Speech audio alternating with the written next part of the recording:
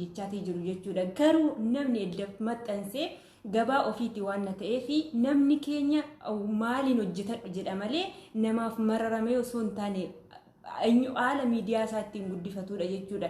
Namoonni miiliyoonaan lakkaa'amni asiifachiin butanii viidiyoo suura olii gadi kukkutaatii jiru. Egaa namoonni waa kanaa dhuguma dhaga'aniiti suura obboleettii keenyaa kanaa fi viidiyoo obboleettii keenyaa kana balleessu yoo jenne baay'ee mamsiisadha jechuudha. Maaliif yoo jettanii hundumtuu bakki viidiyoon sun bakki suura sunii fi viidiyoo sun hin qaqqabne hin jiru. Maaliif yoo jettan dhaloonni hamma keessa jiru waa'uma xiqqoo barbaada. Waa'ee xiqqoo sanarraa takka argate taana miidiyaa hunda waliin gaa. Kanaafu ani dogoggora kan qabu warra miidiyaa osoo hin taane jalqaba warruma viidiyoo sana yookiin suuraa sana poosti godheedha jechuudha. Uummanni keenya gaafa fayyaa qabu waliif hin tolu, gaafa nagaa qabu waliif wanta gaarii hin yaadu, gaafa fayyaa qabu waama bakka yoo rakkatti maal rakkatti jedhee namni si gargaaru hin jiru.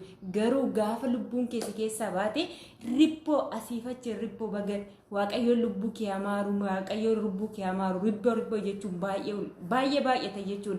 Garuu bakka kuftetti warreen ol sin qabnellee gaafa lubbuun kee dacheerraa dhabamte kana lubbuu kee amaaru sin jedhanii rippoo irratti barreessu asiifachiin poostuutu jechuudha. Kanaaf obboleettii keenya kana booddee please erga hawaan lamtee waaqayyoon lubbuu ishee amaaru jannata naa kunuunsatu jenna. Achirraan immoo warreen viidiyoo suurallee ammalleetii hojjechuuf yaalaa jirtan obboleettiin teenya kun lubbuudhaan herga darbite suuraa ishiitiin illee yoo piroofaayilii godhachuu baattan suuraa ishii fayyaa gaafa ishiin fayyaa jirtu isa godhadhaa piroofaayilii ishii yoo barbaadan hangi namummaa namaa yoo isinitti dhagahame erga lubbuu ishii boqatee nuti irree ciisa hin dhoowwinu waan ta'eef kun egaa taateedha waan ta'eef waaqayyoon karaa isaatti waammate waan ta'eef guyyaan keessa kanaadha guyyaa kee kana caala hin jiraattu jedhee wanta obboleettii keenya kana nu biraa fudhateef nuti immoo viidiyoo ishiitiin yookiin suuraa gubataa sanaan olii gadiin eenyu jechuun baay'ee nama zagannana baay'ee tokko ulfaata jechuudha. Maaliif taanan dhala namaa utuu ta'e ani hoo utuu ta'e anillee akkanuma na godhaa jedha namni jechuudha. Anillee akkasuma utoo lubbuun koo dachee kanarraa dhabamte namni asiifachiin akkasiin na bittinneessaan jedha. Erga lubbuun ishee boqatee boqonnaa gaarii haa kennuuf jennee amantaa qabnuun du'aayii goona fi kadhannaa goonaaf malee erga ishiin qabirii seente immoo bakka viidiyoo irratti hojjechuu asiifachi suuraa ishii sana gogaan irraa ka'e sana asiifachi fuudhuu dhiisne kana boodarree suuraa ishii isuma orijinaala duratti yeroo ishii fayyaa qabdu yeroo kolfitee taphattee yeroo wantoota barnoota qaburreen namaa dabarsitu wantoota haala jireenyaa fi jiruuf jireenya keessa jiru sana gaafa ishiin nuuf dabarsiturree akkasuma isa laalutii qabna malee har'a dhiibban ishiirra ga'e kan ammoo laallee miidiyaarra bittinneessuu hin qabnu jedha akka kiyyaatti. Maaliif jennaan jalqaba nama komachuudhaan dura ofii keenya miidiyaa kanarratti waan bahuu fi waan hin baane gadi fageenyaan hubannee yaalutii qabna jechuudha. Har'a edda miidiyaa irratti ishii baatee qullaadha yeeyyee maaloo maqaa waaqayyootiin nurraa kaasaa jechuun uummata kana meeqa isaatu sin dhaga'ee suuraa kana kaasaa viidiyoo kana kan kaasu uummata miliyoona keessaa uummata meeqa kan viidiyoo kana kaasu jechuudha. Dogoggorri eenyurra jira? Dogoggorri isaanirra jira. Maaliif taanan jalqaba edda sodaatanii edda qullaadha suura ishii qullaadha jedhanii viidiyoo sana ittiin hojjetuutiin qabanii erga lubbuu ishii bahee lubbuun ayaat baaterti.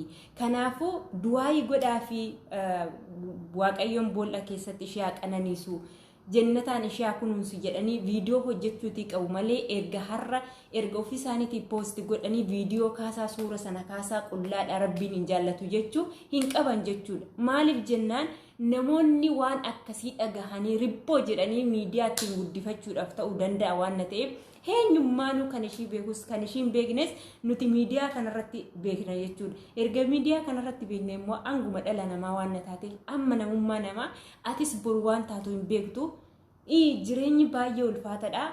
Karamiin akka lubbuun kee darbitu hin beektu. Kanaaf immoo nama ribboo jechuu otoo hin taane mucayyoo kana yookiin namni mararsiifachuu fi danda'a yookiin immoo warreen kaan callisaniituma ta'uutii danda'a. Namoota amma kanaatiin garuu viidiyoo sana kaasaa jechuun eenyumatu nama dhaga'ame nama miliyoona amma kanaa keessaa namni nama dhaga'u hin jiru. Jalqaba kan gochuutii qaban isaan irra ture jechuudha. Balleessi namoonni tokko keenya ofuma isaatii balleessa hojjetee akka waan ati miidiyaa edda fayyadamte wantoota haaraa guyyaadhaan gallakkista jechuudha.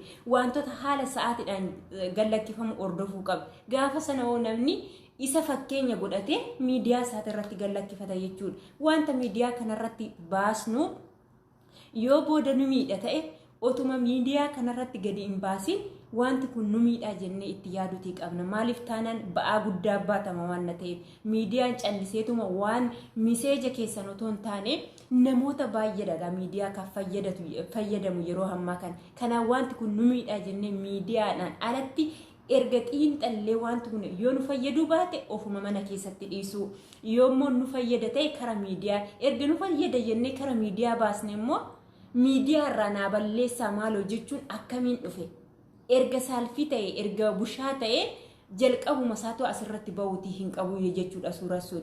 Kanaaf nama meeqatu gaa jecha kana dhagee suuraa obboleettii teenyaa kana kan akkasiin qaamni ishii irraa ka'e sana eenyutu jijjiira jettanii yaaddume ofuma keessanii gaafa teenya yaadnutu jechuudha. Kanaaf dogoggora kan hojjete isaaniidha.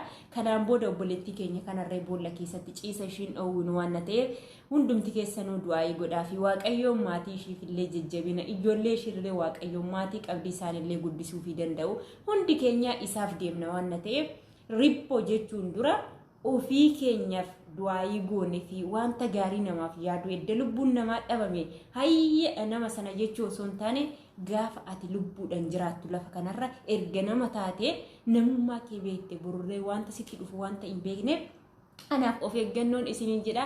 Asumaanuu obboleeyyan keenya mana madaamii keessa jirtan irree sirriitti of eegaa irra deddeebi'aatis irra deddeebi'eetas isinitti balaan gaazii balaa guddaadha waan ta'eef. Kanaaf viidiyoo koo like share subscribe gochuu hin dagatina. Isinitti hin dheedisuu yaadni koo kana yaada koo kanarratti immoo yaadaaf qeeqa wanta hin taane yoon dubbadhe dhiifama na godhaa.